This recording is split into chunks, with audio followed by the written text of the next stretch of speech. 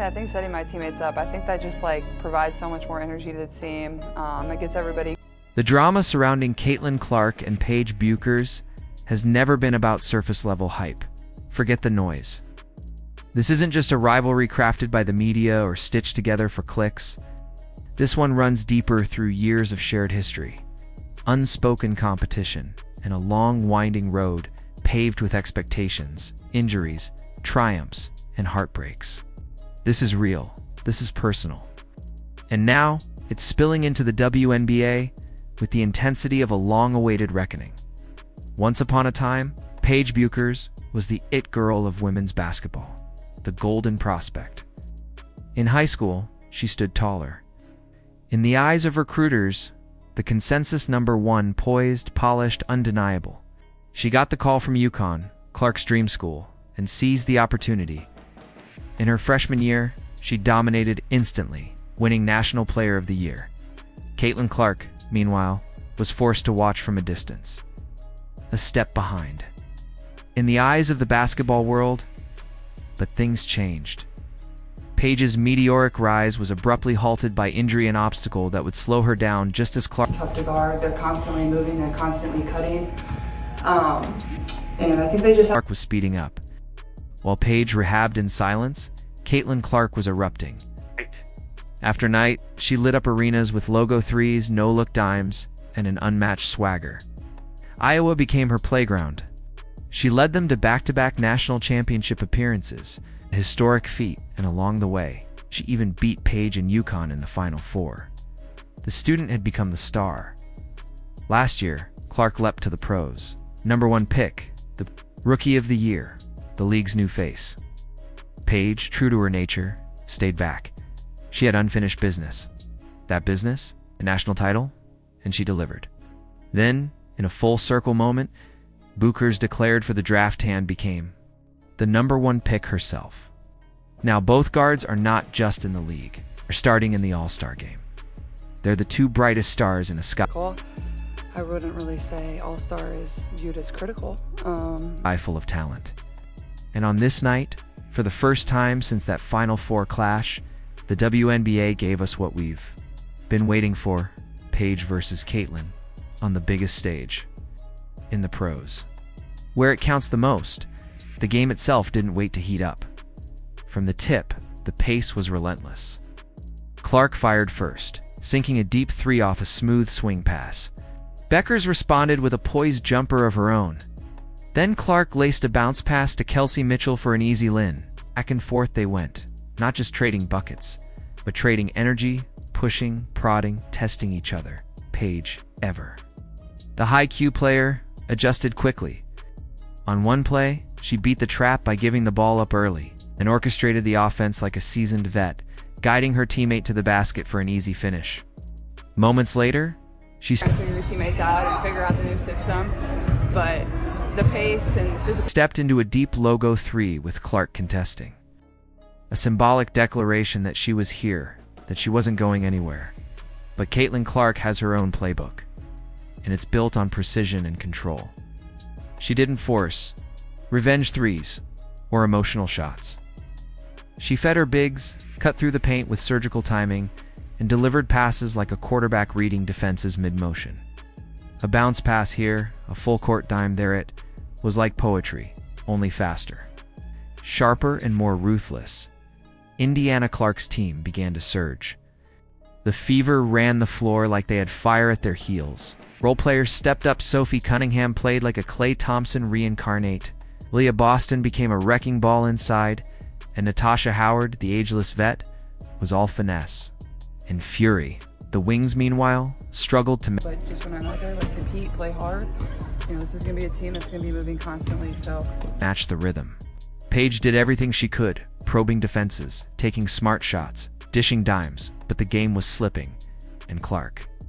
She was thriving in chaos. Her vision was unmatched. She fired one precision pass after another, tossing lobs and bounce. Feeds like she was born to do nothing else. By halftime, the Fever had not only taken control, they had broken records. A 33-4 run, 64 first-half points, the most by any team this WNBA season. Clark had 10 points and 7 assists. Bueckers had 10 herself. But it was clear this wasn't about numbers. It was about momentum, control, command, and Caitlin. Clark had all of it. The second half didn't offer Dallas much relief. Clark opened with a post-up, silencing critics who doubted her versatility.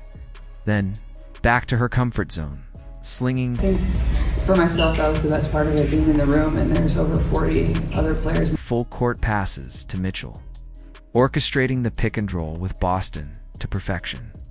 The Fever's offense looked like jazz, but with sharper edges. Pick, roll, bounce, pop, score, rinse, repeat. But don't let the scoreboard fool you, Paige. Bueckers didn't go quietly. At times, she looked like a future Hall of Famer in the making.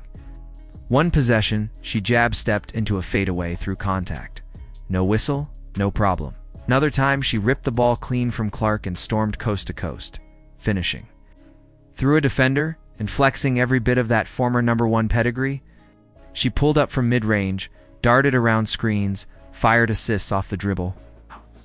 She was a one-woman spark. But the fire had already spread to Indiana's entire team. With Aaliyah, It was a special year, just everything that happened within women's sports and the way Boston on the bench, Clark found Demetrius Dantas with a slick pick-and-roll lob that showed just how deep the Fever's depth had become. Even the backups ran the offense like they were starters. McDonald delivered deceptive dimes.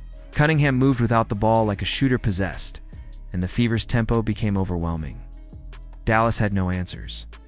Even in the fourth, Bueckers kept swinging. She slipped into a mid-range runner, found teammates on cuts, attacked mismatches. Her 21-point effort showed she belonged, proved her value.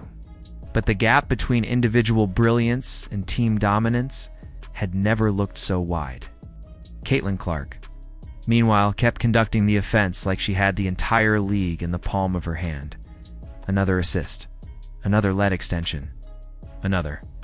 Moment where you remembered that, for all the pressure, for all the expectations. You know, this is going to be a team that's going to be moving constantly, so just being aware and active, bring energy.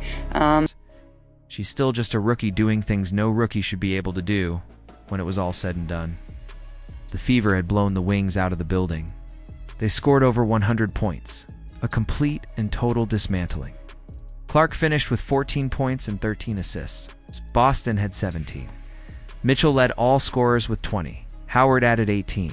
It was a team effort, but Clark was the engine. Bueckers had 21 points, 4 rebounds, and 4 assists. Impressive stat line in a losing cause. She showed why she's here, why she was drafted #1, why she's not going to back down from anyone, not even Caitlin Clark. But she also showed that greatness isn't always enough when you're alone.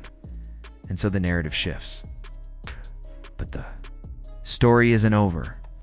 Clark is now 2-0 against Bueckers in their post-college careers. The record speaks. But that smoldering intensity between them, it's not cooling down anytime soon. They'll meet again this season. They'll face off during All-Star Weekend. And you better believe Paige Bueckers will remember every single bucket, every assist. I think reflecting back on my entire career, whether the beginning when I didn't play in front of anybody, every possession. Rivalries aren't built in one game. They're built over years through stolen dreams, missed chances, and epic comebacks. This one is still being written. If tonight was any indication, we're witnessing something legendary in real time. So now we turn it over to you. Is Caitlin Clark officially the queen of this new era? Can Paige Bueckers close the gap and take her crown? Which player has the edge going forward? Let us know in the comments below. And if you're loving these deep dive breakdowns, hit that like button and subscribe to the channel. We've got more games, more drama, and more of this electric rivalry coming your way.